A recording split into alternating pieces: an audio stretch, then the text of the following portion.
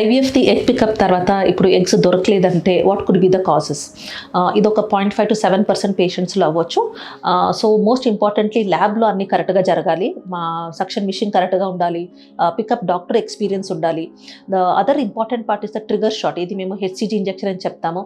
అది డోస్ కరెక్ట్గా తీసుకోవాలి, టైం అండ్ డేట్ దాన్ని చెక్ అయిన తర్వాత ఇంజెక్షన్ ఎవరు ఇచ్చారో ఆ సిస్టర్ కరెక్ట్గా ఇవ్వాలి.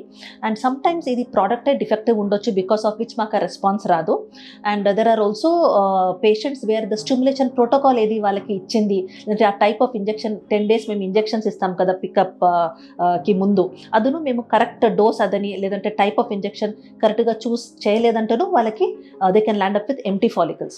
సో ఇట్లాంటి పేషెంట్స్కి ఎప్పుడు నెక్స్ట్ సైకిల్లో డోనర్ ఎగ్ చేసుకోవాలి, వాళ్ళకి ఇంకా రాదు అట్లా లేదు. వెరీ రేర్లీ ఇది ఎస్ జెనెటిక్ ఇష్యూస్తో ఉండొచ్చు. అట్లాంటి పేషెంట్స్కి as they may need donor oocytes. But ఈ జరిగిన తర్వాత ఒక 60-70% పేషెంట్స్కి నెక్స్ట్ సైకిల్లో if you change the type of stimulation protocol trigger shot వాళ్ళకి మంచిగా ఎగ్స్ దొరుకుతుంది and they can have the child with their own eggs. Thank you so much.